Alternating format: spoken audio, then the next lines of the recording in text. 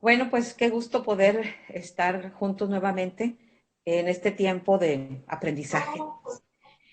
Voy a hacer un recordatorio de la sesión pasada. En la clase anterior aprendimos algo básico. No hay que dar nada al Evangelio. Por eso fue el enojo de San Pablo con la iglesia de Gálatas, ya que muy pronto habían abandonado el verdadero Evangelio, dejándose engañar por uno falso que se propagaba entre los cristianos judíos, agregando la ley y falsas doctrinas. Esto lo vemos en Gálatas 1:6. Por otra parte, San Pablo nos enseña la sencillez del Evangelio y los diferentes tipos de falsos maestros que han tratado de cambiarlo y confundir a los seres humanos con diferentes evangelios que nos separan de Dios y de su Hijo Jesucristo. En conclusión, los primeros 10 versículos del capítulo 1 de Gálatas nos muestran 4 principios básicos, de los cuales llegamos a ver 2, que se los voy a recordar ahorita, y en esta siguiente sesión que Mario va a iniciar con nosotros, va a hablar de los otros 2 principios que faltaron. ¿Cuál es el primer principio? Al Evangelio no tenemos que añadir nada. ¿Cuál es el segundo principio?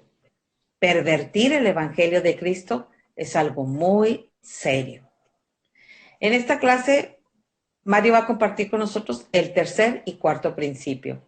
¿Les parece bien si pedimos a Dios que nos bendiga esta noche para iniciar este tiempo? Sí, claro. Padre Santo, en el nombre de Jesucristo, nuestro Señor, te pedimos que nos dé la guía de tu Espíritu Santo. Nosotros estamos dispuestos a abrir nuestro corazón, alma, mente y espíritu para entender y comprender tu palabra, para vivirla. Hoy, como siempre, utiliza a Mario Garza. Háblanos con poder y con gracia a través de él. Danos tu palabra, porque somos tu pueblo y tenemos hambre y sed de ti. Te lo pedimos en el nombre de Jesucristo, nuestro Señor. Amén. Amén. Bien, hermanos. En el tema de hoy, pues como comentó Berta, ¿verdad? Vamos a ver el tercer y cuarto principio. Espero llegar al cuarto principio, ¿verdad? El tercer principio, como título, se le puede decir que solo el Evangelio de Cristo salva. Y esto sucede en el versículo 4. Pablo nos recuerda a los creyentes que Jesucristo dio su vida por nuestros pecados. Creo que todos creemos en la libertad de religión, pero nosotros los cristianos debemos estar con los ojos pues muy abiertos, ¿verdad?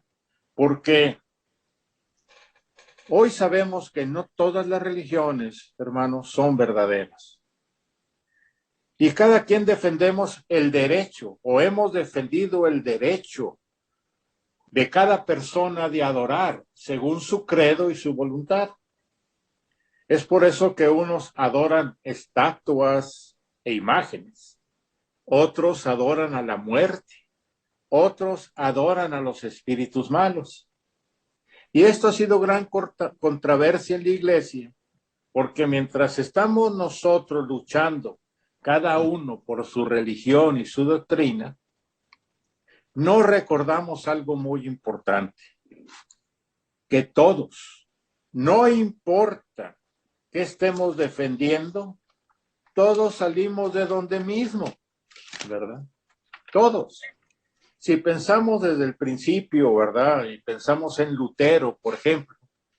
Lutero era un monje dominico que recibió una iluminación de Dios. Si él hubiera seguido en la religión católica como cristiano católico, sería él, ¿verdad?, el instrumento de Dios para la renovación cristiana católica en el Espíritu Santo. Porque él recibió, ¿verdad?, la visión de la salvación por la gracia en la fe, que es lo que ahora todos predicamos. Entonces, quiero tomar un poquito, porque ha sido una lucha muy fuerte y toqué un punto que no quiero yo ser,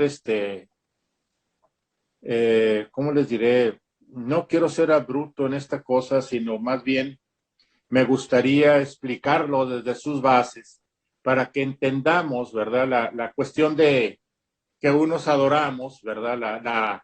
A imágenes y a estatuas. Tenemos que definir esto bien, porque muchos no estamos claros en esto y hay una lucha entre diferentes religiones en esto. Ustedes esto y por eso ustedes son la gran ramera y por eso ustedes están equivocados y por eso aquello lo otro. Entonces vayamos a traducir, ¿verdad? Y estudiar un poco acerca de la imagen, ¿verdad? En la Biblia hebrea prácticamente la apreciación de que tenemos de una imagen, la palabra griega sale como el selem. Eso viene en Números 33:52, donde el selem prácticamente dice, revienten esto. Es decir, Dios entregó a su pueblo una ciudad y Dios era muy claro. Saca a todos de la ciudad y destruye sus estatuas y sus ídolos en las alturas. Esto dice Números. Otras las traducen como denominación de imagen, ¿verdad? Por ejemplo, en la enciclopedia Vulgata, ¿no? Emplea un imagi, que significa estatua. Según la Biblia y según el actual estado de investigación, si nos vamos a las imágenes y estatuas dentro del pueblo de Dios, Israel es el único pueblo en la historia precristiana que no tuvo un culto, que tuvo un culto sin imágenes. En las excavaciones en Palestina, creo, ¿verdad? Se excavó por mucho tiempo y no se ha hallado hasta ahora ningún ídolo que pudiera identificarse como imagen de Yahvé, como imagen de Jehová, como imagen del Shaddai, como imagen de Elohim, como ustedes quieran llamarle. No ha habido nada que se asemeje a una deidad como esta. La representación de una deidad, ¿verdad? En un pueblo fue como en los donicios, ¿verdad? Sobre una moneda. Decían que él era su Dios en una moneda, ¿verdad? Y esto procedente, voy a bromear con esto, de los antecedentes de Monterrey, Nuevo León. ¿Por qué digo esto, verdad? Como broma les digo. Porque esto procedía de la península de Gaza. O sea, somos Garza nosotros. Garza de la Garza soy yo, ¿verdad? Entonces, pero quiero aclarar que esto que venía de Gaza no era israelita. El culto legítimo a Yahvé desde los tiempos de los patriarcas y durante la trayectoria a la peregrinación a través del desierto, era un culto sin imágenes. Y eso tenemos que entenderlo bien, ¿verdad? ¿Por qué menciono a Israel? Porque muchas de las cuestiones que tenía Israel o todos los ritos que tenía Israel sin imágenes son ahora los ritos que tiene la religión católica, que es sin imágenes también. Prácticamente trasladaron, ¿verdad?, el tabernáculo celestial a un templo construido donde se reúne la iglesia a recibir la palabra de Dios y sus bendiciones. Decimos, vamos a la iglesia. No, vamos al templo a reunirnos con la iglesia. Y ahí juntos como iglesia recibimos la palabra de Dios. Ahora examinemos esto un poco. Si vemos un templo, antes estos templos, ¿verdad? Eran dos partes. La parte primera del templo era muy amplia y la segunda muy corta. Es decir, si ustedes entran a un templo, se dan cuenta que luego hay una puerta. Esto no resguarda el aire acondicionado o la situación así. Es como la primera cortina en el tabernáculo que demuestra que entramos al lugar santo. Y luego había otra cortina cerca de la mesa, que le dicen muchos ahora, ¿verdad? Pero es realmente el altar. Esta mesa, pues, es prácticamente una copia del arca de la alianza en el tabernáculo, donde se ofrece un sacrificio para el perdón de los pecados. Pero esta primera puerta, o sea, entramos a la puerta y en vez de vernos con la cortina luego, anteriormente estaba muy allá, cerca de la mesa. Eran todos los que no habían sido bautizados. Todavía no conocían perfectamente toda la vida de Jesucristo. Eran los que estaban en el catecumenado. Y luego, cuando se acababa la liturgia de la palabra y empezaba la liturgia eucarística, todos para afuera. Y se quedaban solo los cristianos bautizados, ¿verdad? Que tenían la fe y la gracia de ser salvos por Jesucristo. Después, en el siglo II, cuando empieza el bautismo y la persecución cristiana y que los niños son bautizados, ya no grandes, sino chiquitos en la fe de los padres, es cuando la puerta se abre más cerca de la entrada. ¿Por qué esto sucede? Porque ahora los bautizados, chiquitos y grandes, ya pueden entrar a donde está la mesa, o sea, a lo que llamamos lugar santísimo. ¿Verdad? No sé si me explico con esto. Entonces, por todas las entradas tú vas a encontrar dos puertas. Y ahora, pum, ¿verdad? Tú entras al lugar santísimo. Lo que sucedía anteriormente en el lugar santísimo, cualquiera que entrara, pues moría si no estaba libre de pecado y no ofrecía, ¿verdad?, un sacrificio que vertía la sangre en el propiciatorio o la tabla de oro que estaba arriba del arca de la alianza. Es decir, entonces, si observamos eso ahora en la religión católica, vemos ese punto. Después vemos al sacerdote con un efod, ¿verdad?, amarrado de la cintura, con una estola, a veces con una mitra. Y si vemos eso, está en Efesios, donde dice, vístete con la armadura de Dios, ¿verdad? Y se vestían con todo esto para señalar que estaban ellos llenos del Espíritu Santo, con unas guaraches, ¿verdad?, puestos los pies para correr a gritar el Evangelio. Y eso es lo que pasa, ellos predican y explican la palabra de Dios. Y está diseñado esto por la religión católica para que si alguien del tiempo ordinario hasta otro tiempo ordinario por 3 años, ya escucharon todos, por lo menos la palabra de Dios, si no la leen. Por eso viene, ¿verdad?, el Antiguo Testamento, el Nuevo Testamento, el Salmo y el Evangelio. Y entonces de eso se trata la liturgia de la palabra. En fin, cuando un sacerdote entraba y el sacrificio no era aceptado y él por lo mismo pierde, ¿verdad?, la gracia, entonces caía muerto. ¿Cómo se daban cuenta? Bueno, ellos cuando vertían la sangre y entraban, la nube que estaba gris, que los guiaba en el desierto, se ponía roja, ¿verdad? Y se ponía roja y hasta comenta, ¿verdad?, la tradición, la Biblia, ¿verdad? Y todo esto, que hasta el monte temblaba, porque Dios estaba ahí. Inclusive hay un corito al respecto, ¿verdad?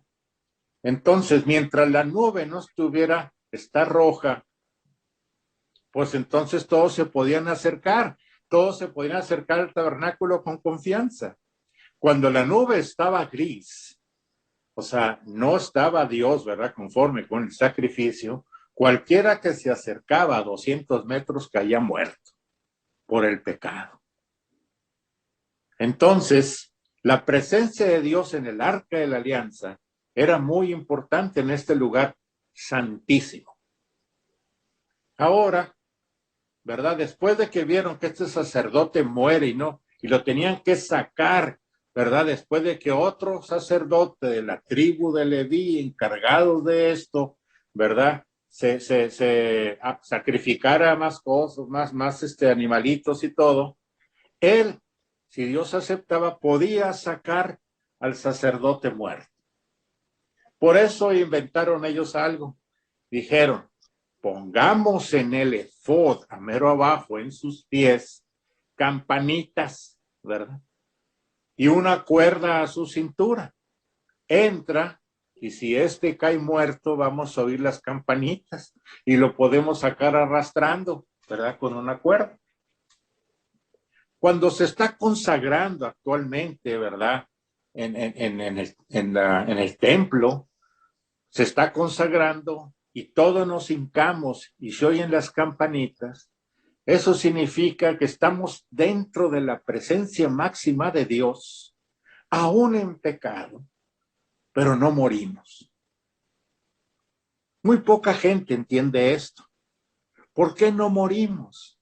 Simplemente por la muerte y resurrección de Jesucristo por el perdón de nuestros pecados. Él es un abogado. Con él recibimos la justificación con Dios. Entonces es muy importante que creamos esto como un hecho. Recibir la justificación por Dios. ¿Qué es la justificación? La sentencia legal otorgada al hombre, donde Dios ve al hombre como si nunca hubiera pecado. Es decir, Jesucristo se pone enfrente de Dios y Dios nos ve a través de Jesucristo y entonces Dios ve la justicia de Jesús repartida en nosotros. Y entonces no morimos. ¿Por qué? Porque Él ya murió por nosotros. Él llevó el pecado por nosotros. Y Él nos salva de la muerte en la presencia máxima de Dios. ¿Me explico? Eso sucede en la misa. Y por eso la campanita y todas estas cosas después rituales son del pueblo de Israel. Ahí no hay ninguna imagen. Ahí no puede intervenir nada.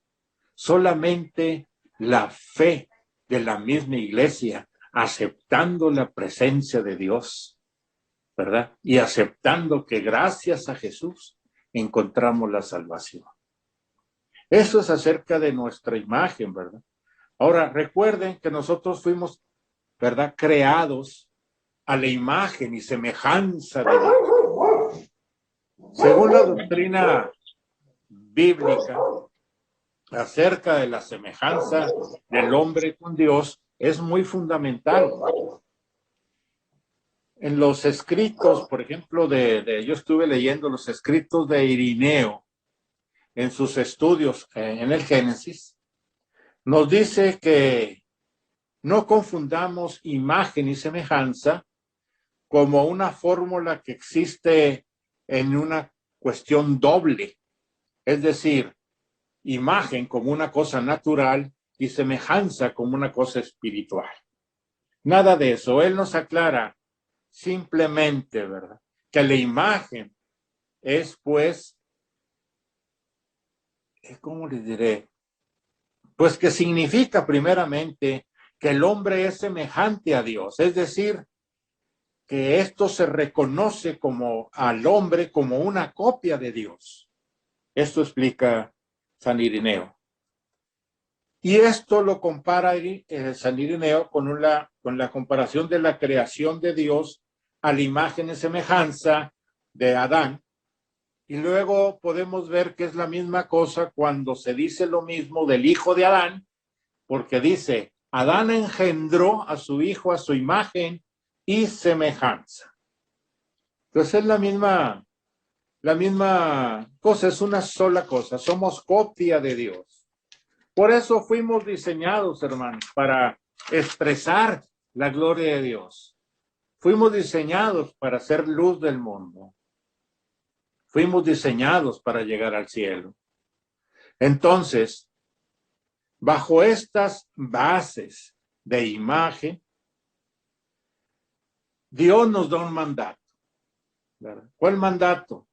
No construirás imágenes de las cuales tú adorarás. Este es un mensaje de Dios. No construyas imágenes. ni de forma humana, ni semejanza a ti, ni de animales, ni de los astros, ni de nada, porque te lo prohíbo, porque yo soy el único Dios verdadero. Y no me manifiesto en ninguna forma, más que espiritualmente. Me explico, ahí donde tú me puedes adorar. Me adoras con tu vida, entregándomela, siendo guiado por el Espíritu Santo al conocimiento perfecto de Jesucristo. Pero la pregunta es, ¿el hombre obedeció este mandato de Dios? Bueno, yo ahorita que estuve estudiando vi, bueno, sí y no, ¿verdad? ¿Cómo explicar esto, verdad? Yo le comentaba a algunos hermanos, una hermana, ¿verdad? Que es muy sencillo cuando pensamos, por ejemplo, en los romanos, ¿verdad? Cuando moría un emperador, ¿verdad? Como Julio César, como Brutus, como el César, o sea, César, ¿verdad? Hacían una imagen de él, ¿verdad? De un gran coronel, ¿verdad? De sus ejércitos, hacían una imagen de él. Ustedes han visto, ¿verdad? Como estos bustos, ¿verdad? De Julio César, estos bustos, ¿verdad? De imágenes romanas y estatuas. Pero no obstante, los romanos invocaban a sus dioses o a su Dios, si lo quieren ver así. Lo que trato de decirles es, ellos hacían estatuas y bustos, pero no recurrían a estos bustos y a estas estatuas para comunicarse con su Dios, ni pedirle a la estatua, ¿verdad? O a la memoria de este hombre y sus hazañas, que fuera con los dioses para que hiciera algo con ellos.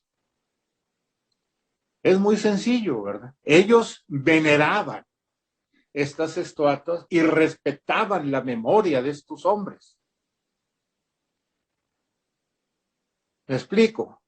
Entonces, tenemos que separar esto. Si ellos hubieran construido y ponen a su Dios o su deidad dentro de ellos, entonces esto se convierte en un ídolo.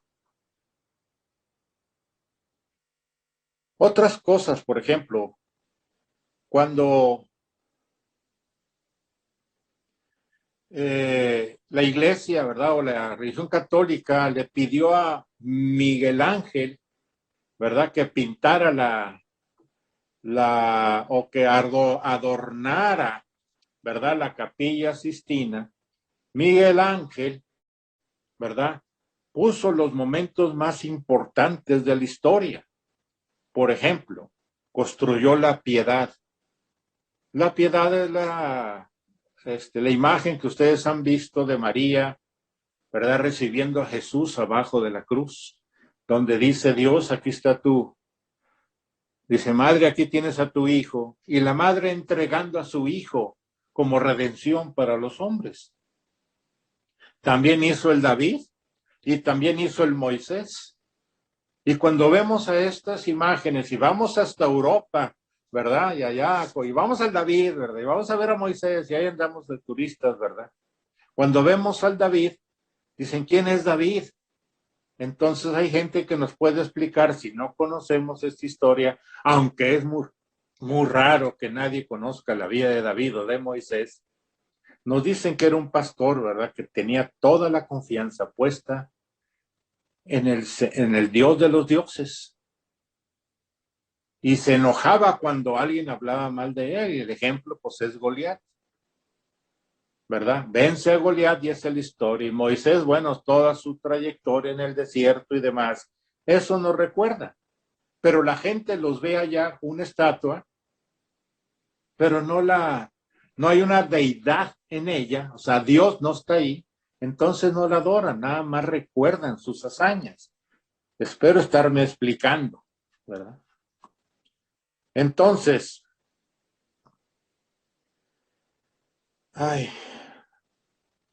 cuando suceden estas cosas, ¿verdad?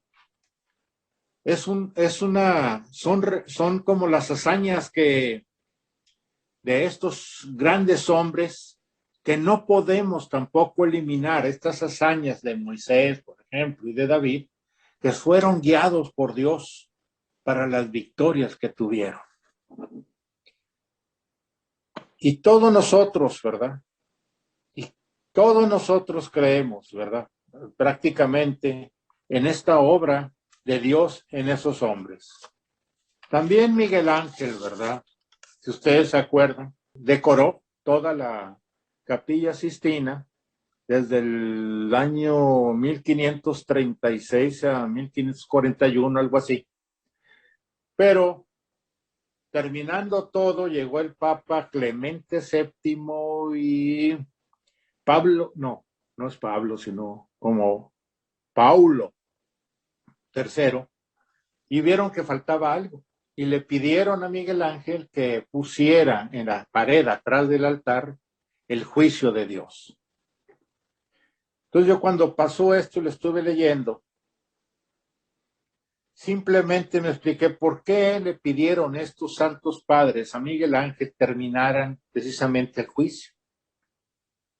Bueno, entonces cuando vi yo la obra de Miguel Ángel en la Capilla Sistina, que dibuja desde Adán y Eva hasta la resurrección de Jesucristo, vieron ellos que faltaba el juicio para completar la evangelización de la historia, ¿verdad? Y la salvación de la salud de Dios, desde Adán y Eva hasta la resurrección de Jesucristo. Es lo que la Iglesia llama evangelización visual. Si tú vas a la Capilla Sistina y te empiezan a explicar esas cosas, debe de salir supuestamente creyendo en Jesucristo, en su resurrección, en el perdón de los pecados y todo lo que nosotros conocimos, ¿verdad? Entonces, en conclusión, bajo estas bases, una imagen o representación mediante una imagen, escultura u otro medio de una persona o animal o cosa a fin de hacer de ella un objeto de adoración o bien una morada de una divinidad, es peligroso. Según Romanos 1:23, San Pablo, como muchos de nosotros ya vimos, dicen que viendo ellos y estando seguros de la obra de Dios, quitan eso y empiezan a hacer imágenes terrenales, ¿verdad? Y hacen animales, dioses de animales, de cosas y de hombres, y por eso Dios los entregó, ¿verdad? A su inmundicia y a sus pecados. Ahora, eso es relación a una imagen. Ahora, ídolo. Espero haya quedado claro lo que es una imagen y sus consecuencias de poder adorarla o no adorarla, ¿verdad? Ahora, el ídolo es algo muy diferente, ¿verdad? Porque es algo físico, natural, que las personas tienen como Dios y que le adoran. Un ídolo es una representación de una deidad en forma humana o simbólica, que se adora como una manifestación tangible de la presencia divina, podemos decirlo así. Entonces, estamos hablando de que un ídolo, una imagen, se conforma en ídolo cuando nosotros la hacemos, ponemos la fe en él como una deidad y le hablamos y creemos que él está ahí como una deidad en una estatua o en algo así, y eso es muy peligroso. Entonces, los ídolos son imágenes, pero no muchas imágenes son adoradas, dicen, ¿verdad? Por ejemplo, la historia de la iglesia, sino que se dice que les rinden veneración, como hablamos anteriormente entre los romanos, y hablamos del David, como la imagen de las vírgenes y los santos, por el cual tantos somos nosotros perseguidos, ¿verdad? Y criticados, ¿verdad? Otros ídolos son como los amuletos que mucha gente usa. Este amuleto se hacen eficaces por sus propias cualidades inherentes, es decir, yo le quiero añadir a la suerte de esto, del otro, y ya se convierte, ¿verdad?, de amuleto, pasa prácticamente a ser un fetiche. Me explico, de amuleto pasa a ser un fetiche, que es algo un poquito peor, que se toman, ¿verdad?, efectos por la incorporación de un espíritu, hermanos. Eso es un fetiche. Y si vemos un ídolo, o sea, es decir, una imagen, una escultura, y nosotros la adoramos como si fuera deidad, y sabemos que Dios nada más se comunica espiritualmente, es muy peligroso porque puede entrar un espíritu a esa imagen y poder convencerte, porque conoce tu vida y tus defectos y demás, especialmente es un espíritu maligno, y te va a hacer favores. ¿Para qué? Para que pierdas claramente la visión de que a Dios nada más se llega por Jesucristo. Entonces hay que tener mucho cuidado. Entonces hay ciertos rasgos, inclusive después de todo esto, ¿verdad? Porque muchas culturas primitivas y triviales tuvieron estos ídolos, fetiches y talismanes y todo esto. Pero hoy eso se transmite también y lo tenemos el riesgo en la vida moderna, porque se han tomado verdaderamente objetos de adoración que se idolatran. Ejemplo, el dinero. Gente que adora al dinero y lo ve como su Dios. Otros, ¿verdad?, que están cautivados por la ciencia. La ciencia es todo. No hay Dios.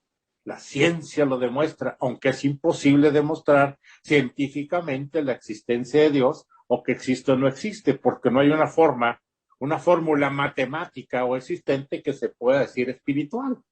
Pero bueno, ellos como quiera tienen a su Dios y su ciencia. Otros en la tecnología. Está nada más en la tecnología. Y lo más peligroso de todo, pues es el poder, ¿verdad? El poder que todos queremos, que todos quieren tener poder. Yo por eso les decía, ¿qué poder tenemos cuando íbamos a la Alameda? Tenemos un poder especial. El único que podemos tener y que no es de nosotros. El poder del Espíritu Santo, que nos guía a ser valientes, que nos guía a romper la vergüenza delante de la gente arriba de un teatro, a gritar que Cristo está vivo, que Cristo nos ama y que puede también transformar sus vidas si creen, ¿verdad?, en la palabra de Dios que estamos predicando. Entonces, la doctrina de la Iglesia y la Biblia nos advierten muy claramente que estemos alertos a este tema, pensando, ¿verdad?, que no pretendamos nosotros ni nos engañemos, ¿verdad?, para adorar a Dios en diferente forma como Él lo pide. O tomar a estas imágenes y hacerlos ídolos, ¿verdad?, metiendo nosotros a alguien divino ahí. Ahora, los únicos seres divinos que conocemos, buenos, pues es la Trinidad. Los demás, ¿verdad?, incluyendo a nuestra Madre María, ¿verdad?, la Iglesia, la tradición y el magisterio de la Iglesia le llaman, ¿verdad?, la más excelsa de todas las criaturas. Pero no, la presencia de María, según el Concilio Vaticano II, el Concilio de Trento y el derecho canónico, inclusive el magisterio de la Iglesia, dicen cómo puede hacerse presente María en la unidad de los cristianos, orando, alabando a Dios e intercediendo. María se hace presente, claramente se repite como el día de Pentecostés. María se hace presente junto con los demás, ¿verdad?, para interceder al Padre. Eso lo dice la iglesia.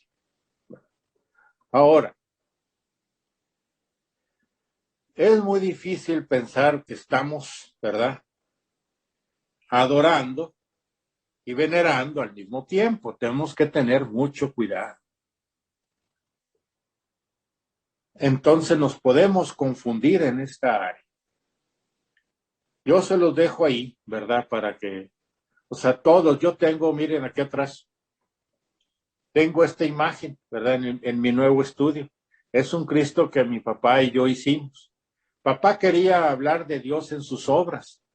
Entonces dijo, empezó a hacer cosas sacras y le dije, un momento, papá, ahí sí, ¿verdad? Te voy a decir qué hacer, ¿no? Entonces empezamos juntos a hacer la flagelación como el principio, ¿verdad?, de la muerte de Jesús.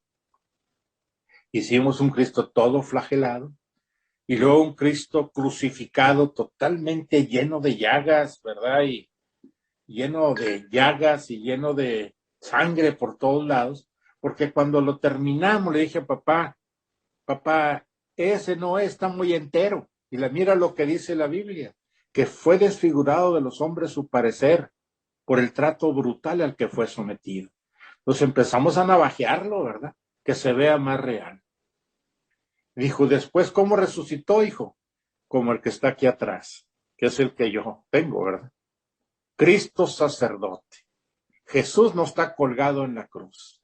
Es sacerdote para siempre según la orden de Melquisedec, ¿verdad? Y abogado para nosotros. Él está separado de la cruz, ¿verdad? Es una imagen que tengo. Claro, me recuerda a mi papá, me recuerda a Jesucristo Santo, pero no me hinco ante ella, ni le pido a ella que vaya a Dios, ¿verdad? Sería bastante arriesgado para mi vida, sobre todo, ¿verdad? En el punto en que me encuentro como cristiano. Entonces, cuando yo veo, hermanos, fíjense en esto, ¿verdad? Cuando yo veo esta lucha de las religiones, y ustedes se meten y dicen, este sacerdote está hablando y corrigiendo a este hermano de otra denominación acerca de las vírgenes, y acerca de los santos y todo eso.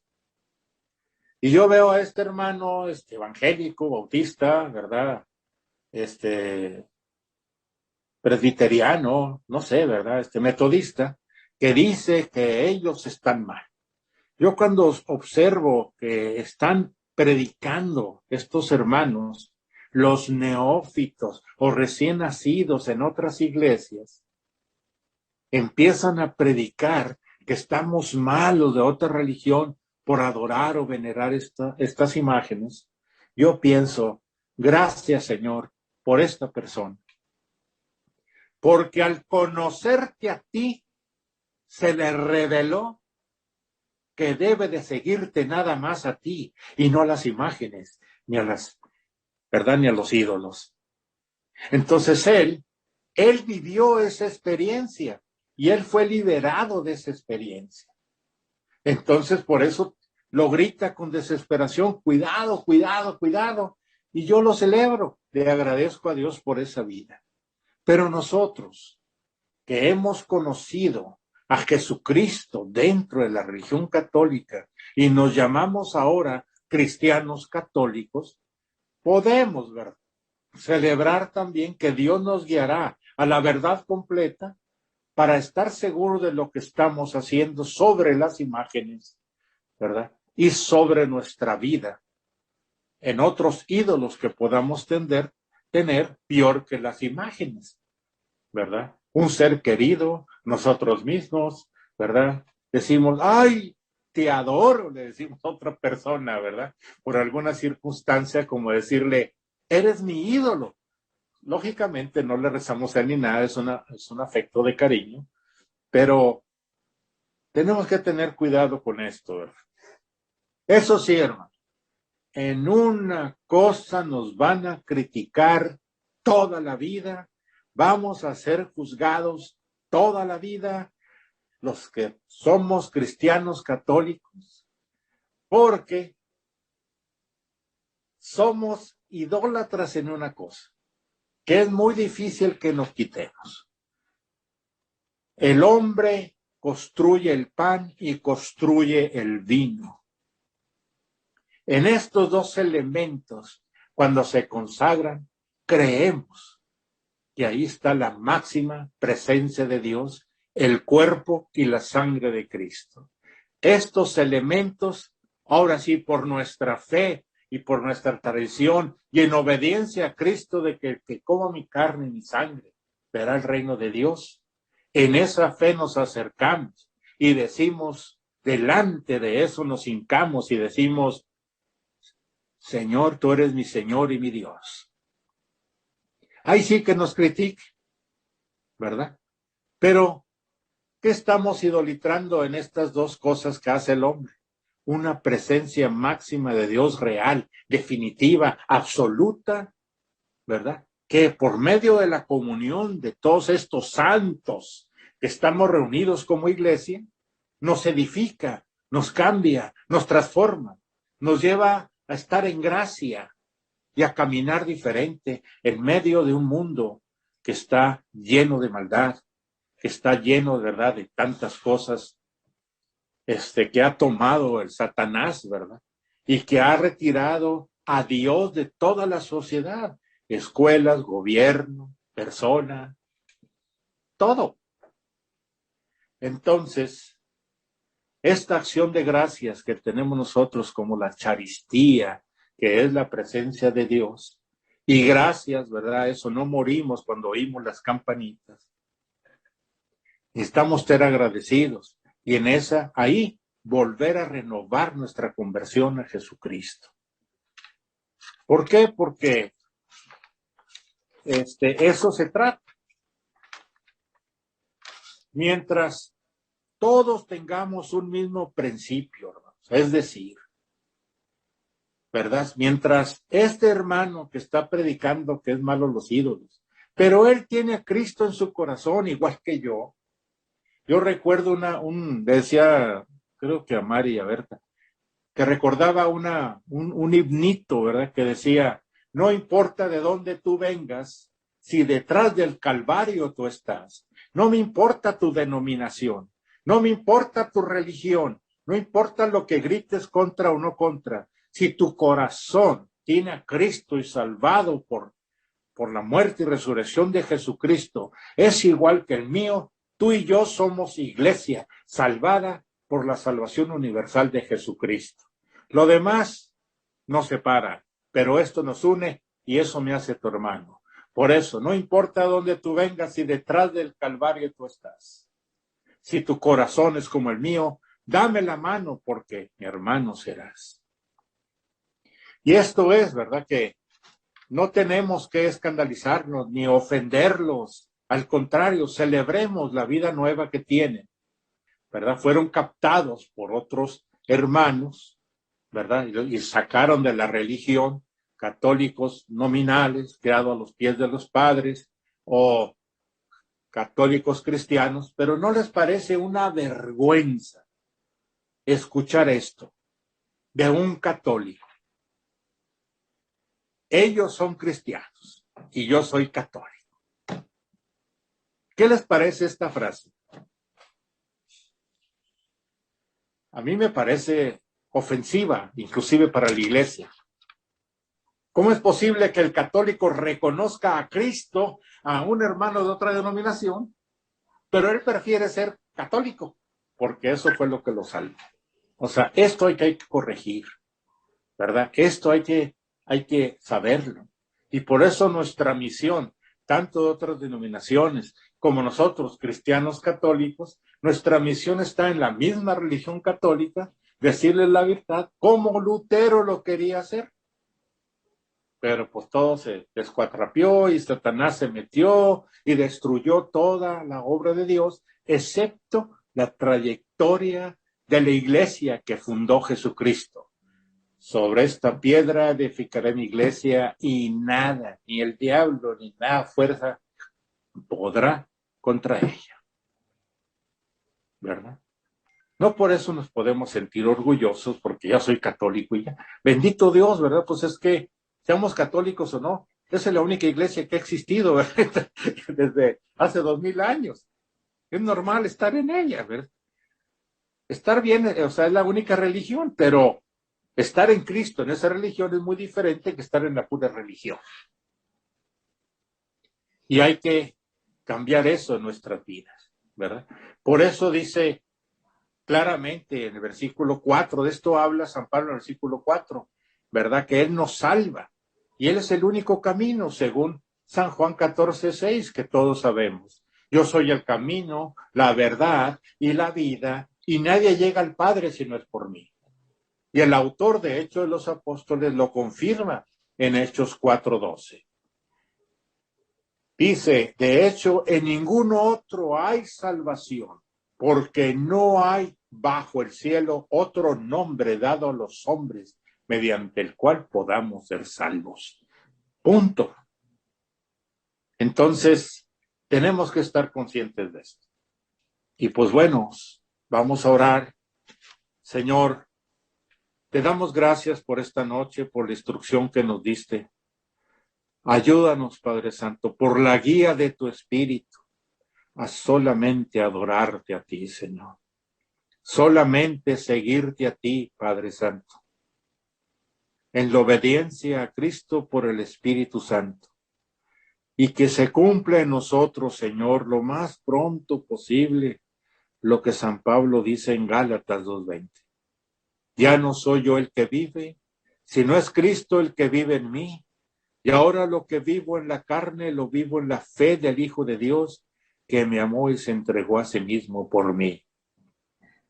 Haz que Cristo viva mi vida. Cámbiame, transfórmame, guíanos, Señor, y haz de nosotros las personas que tú quieres que seamos. Queremos reflejar tu gloria. Te lo pedimos, Padre, en el nombre de Jesucristo. Amén. Amén.